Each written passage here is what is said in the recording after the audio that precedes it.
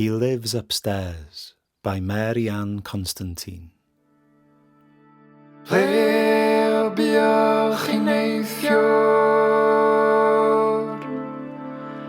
yr hen o'r mwy yr hen o'r mwy na'n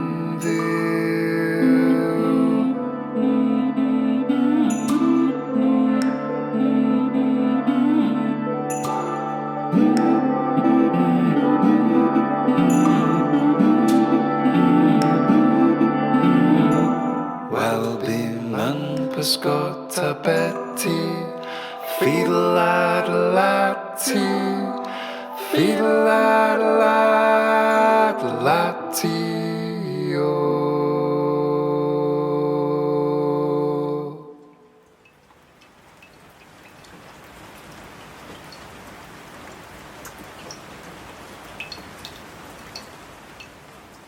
His boots are stood ready on the 8th step down, still 2 steps clear of the ebb and flow. The ebb and flow at the present time, that is. Not so long ago they were sitting on the 10th. 1, 2, 3, in woolen socks on grubby bare wood tinged with memories of primrose paint. 4, 5, 6. He is old, light-boned. The woolen feet do not thump on the stairs. 7. He lifts one foot, then the other, into the waiting mud-green boots. They are bound up with criss-cross black tape and have old plastic bags inside them, neatly folded back and secured with more tape across the rims. But it still seeps in, insidious, inevitable. Cold threads worming into one boot or another, regardless of repairs.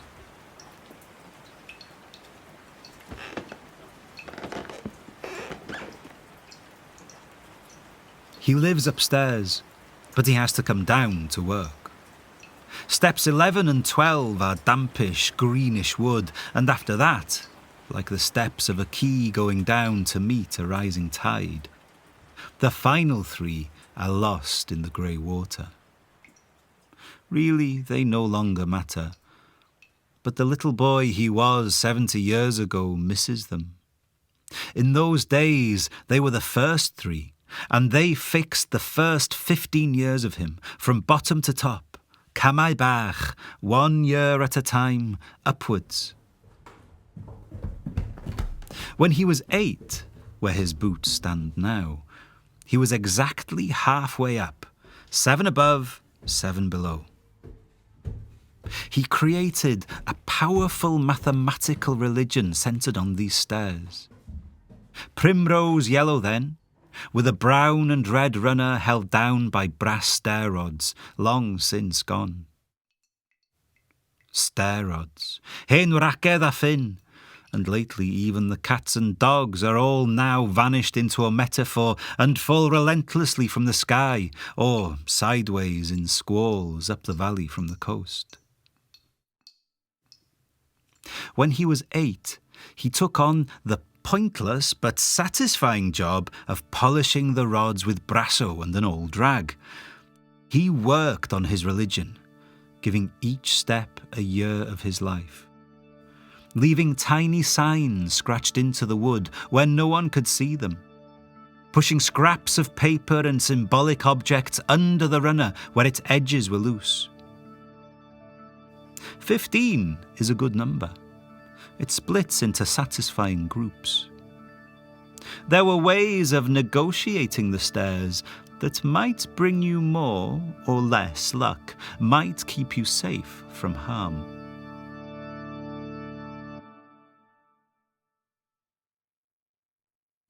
When he was 8 and she was 12, it became obvious that Betty, his sister, was going to be spending most of her time in a wheelchair, and the stairs were no longer for her. She got too big for their mam to carry up every night, and the house was turned upside down. Betty had a bed in the old parlour, and he got the room they had shared, directly above, all to himself. For a long time he missed her. They had this system with plastic pots and string to send messages up and down after dark. Now, of course, it's a fishing line stuck out the window, and precious little gets hauled up these days.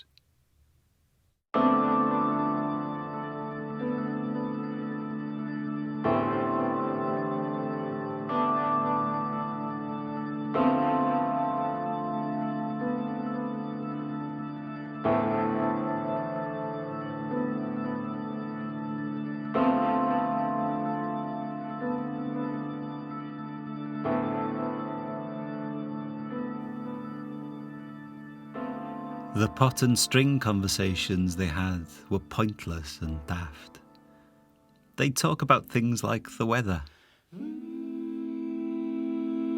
Helo? Ti'n iawn?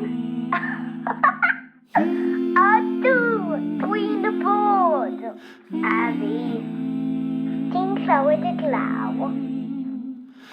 Glaw di ben draw. Nos da.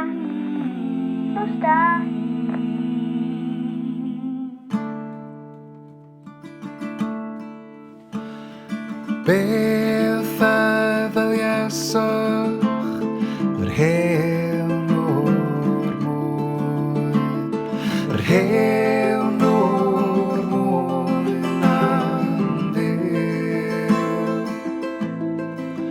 Wel, Samwn wedi marw Betty fiddle-lad-lati, fiddle-lad-lad-lati o.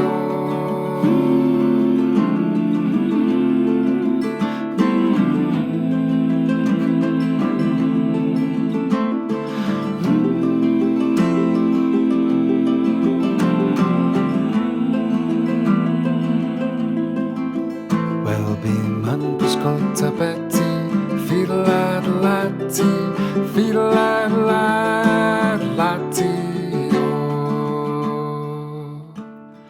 Blew ddar uwch i'w lychu yr hen o'r mwyn, yr hen o'r mwyn am ddiw.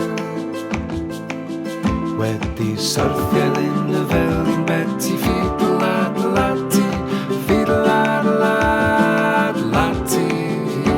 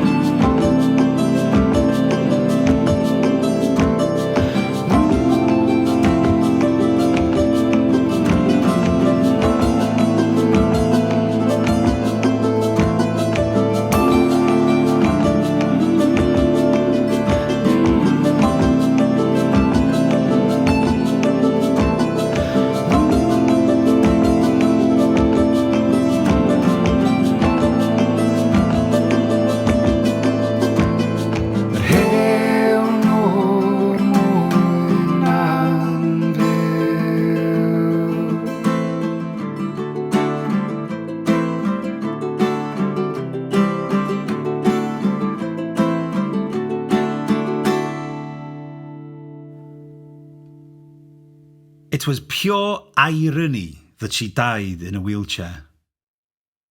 After the operation on her back, she had nearly 30 years on her feet, never sat down, nursing up at the hospital and then at the care home, looking after her neighbours as the virus got them, and then Mam.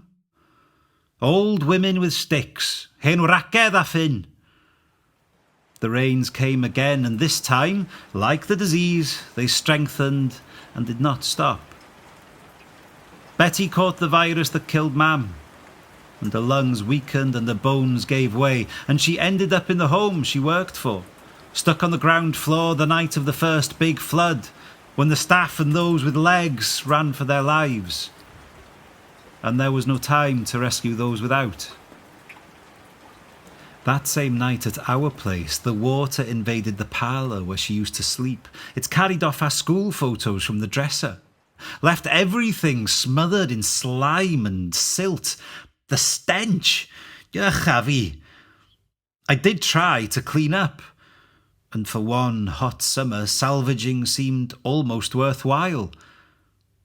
After that, I stopped bothering and gradually moved upstairs. One of the neighbours was captured, and the other left of her own accord. For a while, the grey dinghies came regularly, first to ask nicely, then to enforce the new protection law. But I didn't want to be protected and told them where to go. Cerwch o ma, wy'n iawn, gadewch I mi fod. I was proud that whenever they came to capture me, I was always gone. You could hear the outboard a mile away, the half-drowned valley's acoustics being pretty well perfect. In the end, me hardly being a priority, yr hen o'r fwyna'n fyw, they gave up.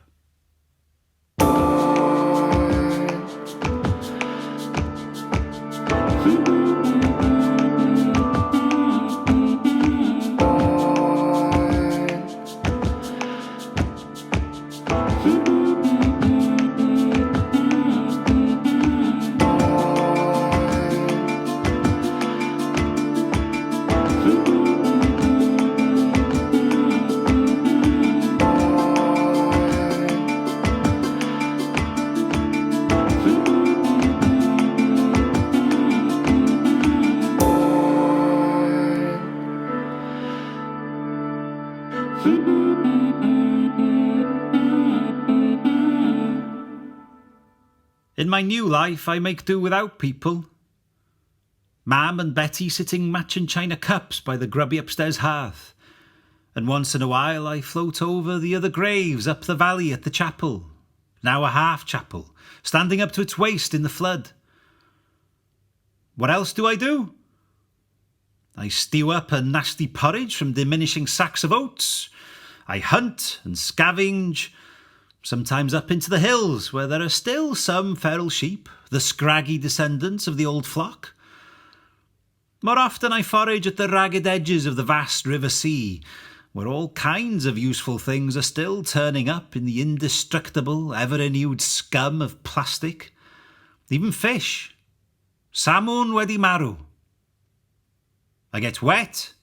I shiver. I wait incuriously for the day I will die.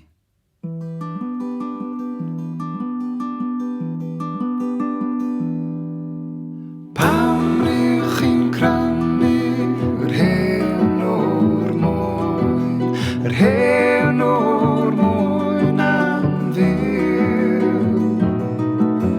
Dim ond anwyd Betty, fiddle-addle-ati, fiddle-addle-ati, adi-ati-ai-o.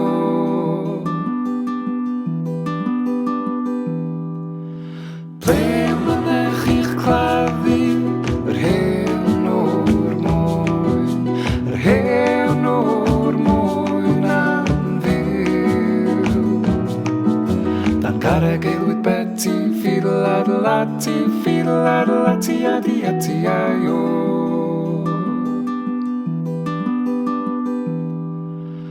Beth newch chi fanna, yr hen o'r moyn, yr hen o'r moyn am fyw. Gwrando uwd yn berwi Betty, fiddle-addle-ati, fiddle-addle-ati, adi-ati-ai-o.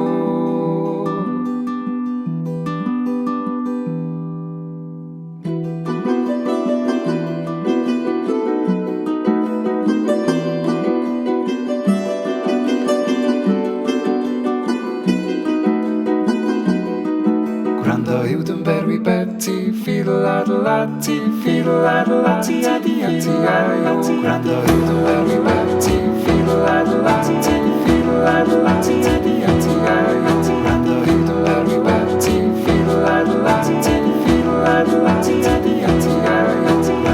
yn berwi Betty, fiddle-addle-ati, fiddle-addle-ati, adi-ati-ai-o. Gwrando uwd yn berwi Betty, fiddle-addle-ati, fiddle-addle-ati,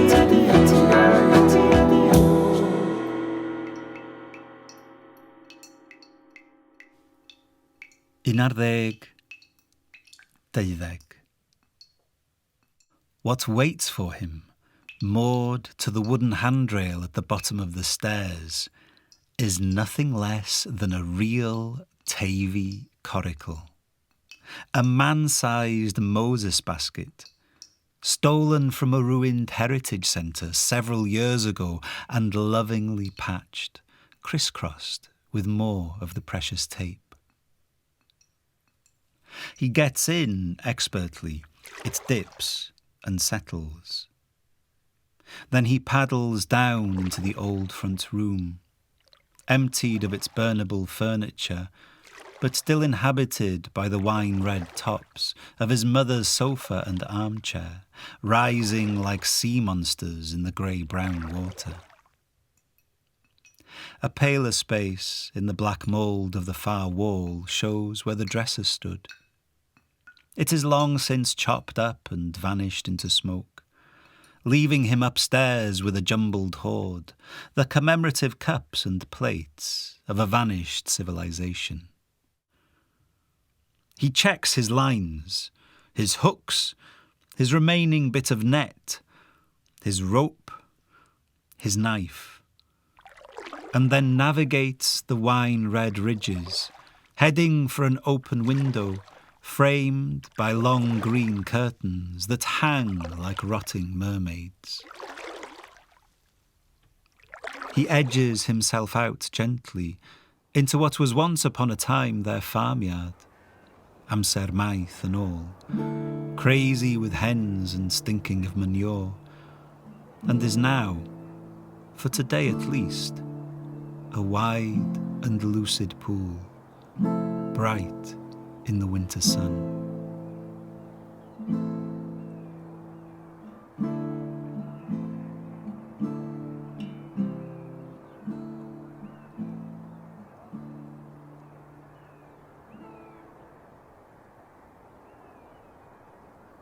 Directed by Bethan Dia. Narration and music by Gwilym Morris Baird. Recorded and mixed by Gwilym Morris Baird with assistance by Mike West. Mastered at Havod Mastering. Produced by Adverse Camber. Supported by Arts Council Wales.